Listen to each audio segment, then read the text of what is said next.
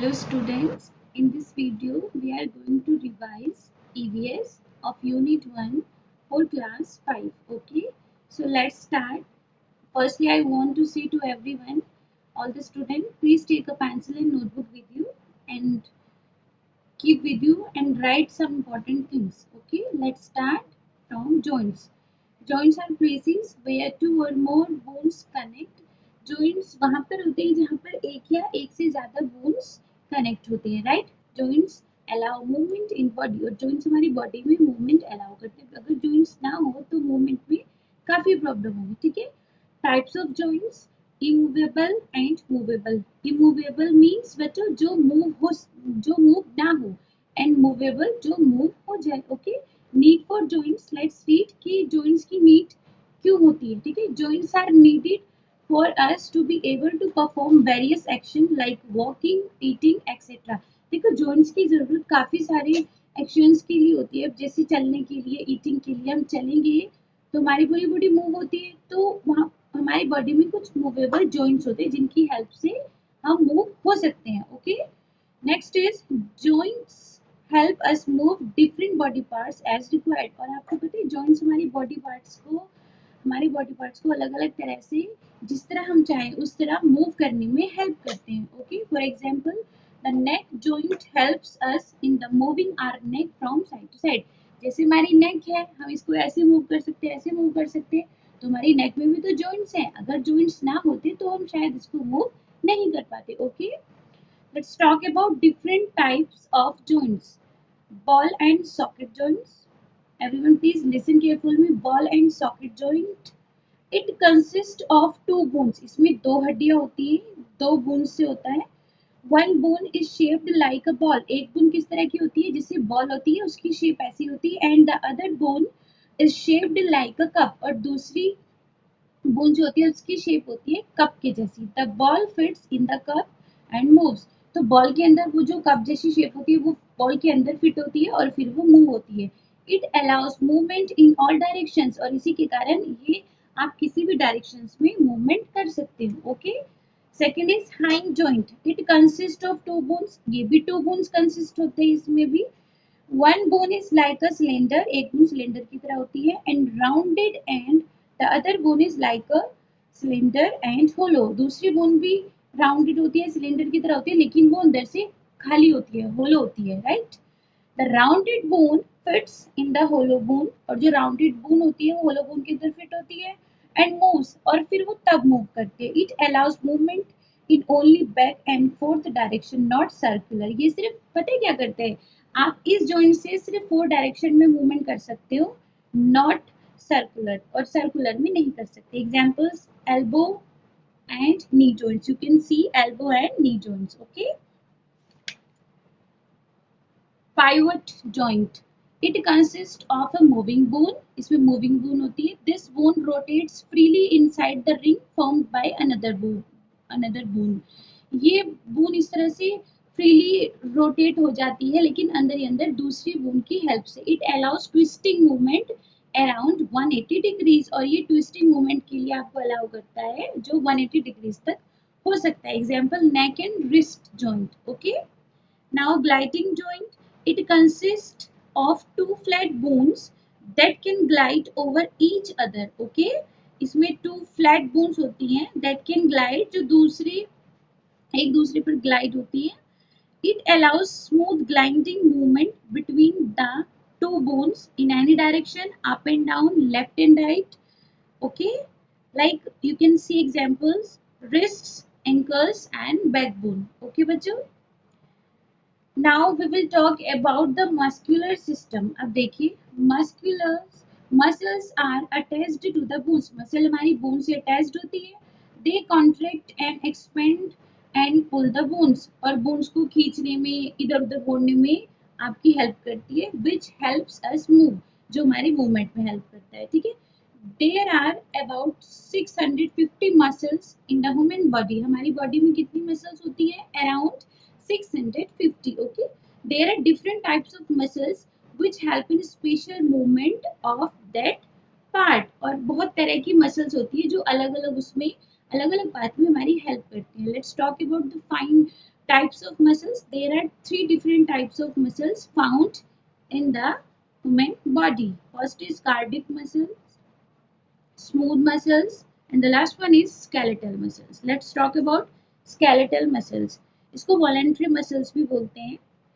अब देखिए, these muscles are attached to the bone and help them move. ये muscle bone से attached होती है और उनको मूव करने में आपकी हेल्प करती है. They are found mostly in the arms, legs, necks, chest, face and help them move. ये नॉर्मली आप कहाँ आपकी बॉडी में किस जगह पर ज्यादा होती है? आर्म्स में, लेग्स में, नेक में, चेस्ट में, फेस में. Okay, we can control the movement of these muscles. आप इन मसल्स के मूवमेंट को कंट्रोल भी कर सकते हैं. So they are called voluntary muscles और इसीलिए उनको वॉलेंट्री मसल्स कहा जाता है. जिन मसल्स को के मोशन के मूवमेंट को आप कंट्रोल कर सके, that is voluntary muscles. Okay, अब देखिए, skeletal muscles help in everyday movement. जो स्केलेटल मसल्स होती हैं बच्चों, वो हमारी बॉडी के हर एक मूवमेंट में डेली हमारी हेल्प करती हैं. Okay, now smooth and involuntary muscles. These muscles are found in the internal organs of our body, right? जो smooth muscles होती है हमारी बॉडी के internal organs में आप पाई जाती हैं of our body like lungs, stomach, intestines and blood vessels. जैसे कि lungs में, stomach में, blood vessels में, intestine means जो आंत होती है.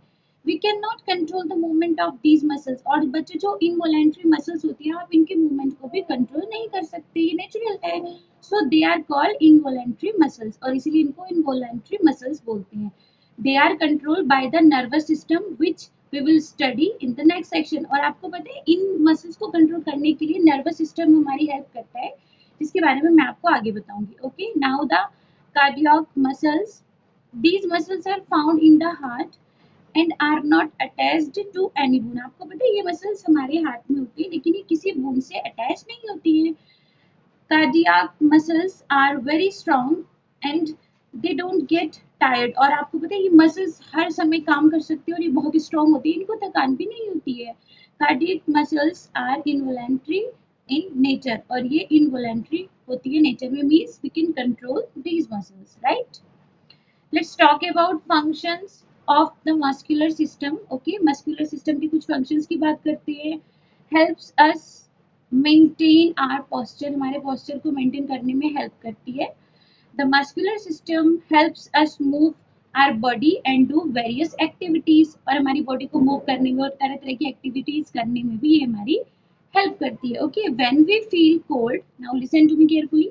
When we feel cold, जब हमें ठंडा feel होता है, at that time hundreds of muscles expand and contract to produce heat and make us warm. तो आपको पता है हमारी कितनी सारी मसल्स हेल्प करती है कि वो हमें वार्म दे, हमें गर्माहट दे, मीन्स राइट, ताकि हमें ठंड ना लगे. Okay,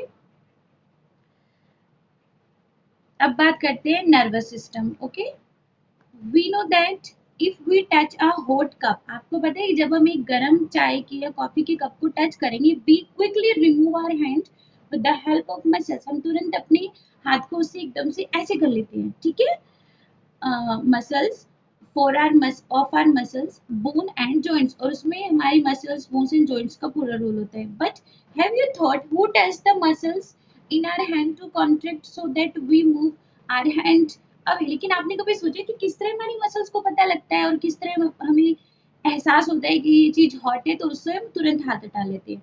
this is done by the nervous system. ये नर्वस सिस्टम से होता है बच्चों, which sends signals to the muscles because of which we can move.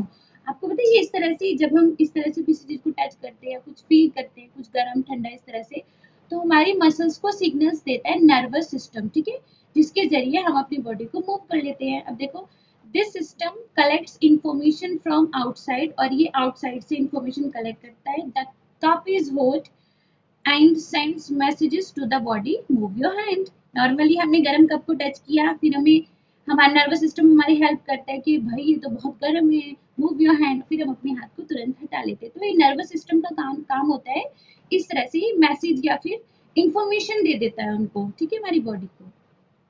अब देखो, our nervous system has 3 parts, brain, spinal and the spinal cord and nervous. ठीक है, अब देखो, brain helps us decide what action to take. Brain से means हम अपने दिमाग से सोच समझ के करते हैं ना कुछ भी, कि अब क्या करना चाहिए, इस तरह से। Spinal cord passes a signal from brain to the nervous spread out in the body। और जो स्पाइनल कॉर्ड होता है वो ब्रेन से, फ्रॉम ब्रेन और नर्वस सिस्टम को स्प्रेड करके हमारी बॉडी तक पहुंचाता है, ठीक है, हमारी बॉडी से बाहर उसको स्प्रेड कर देता है। Nervous send the signal about the action from the brain to the body parts. और जो नर्वस सिस्टम होता है वही सिग्नल को send this signal about the action, action जो भी होने जा रहा हो ब्रेन से बॉडी तक पहुंचाता है। ओके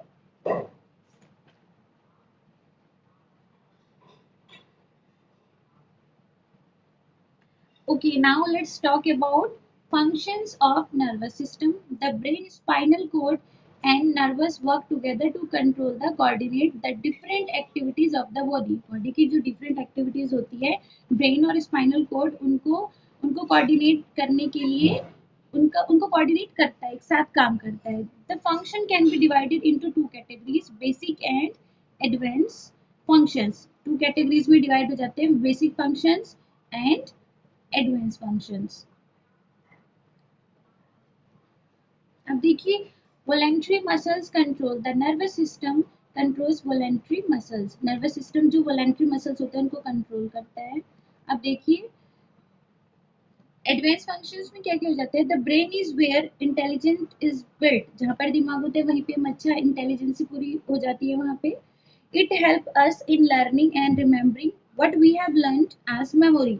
और ब्रेन हमारी इसलिए भी हेल्प करते हैं कि क्या हमने लर्न किया, क्या हमें याद है। इस तरह से ब्रेन इन चीज़ों में हमारी पूरी तरह से हेल्प करता है।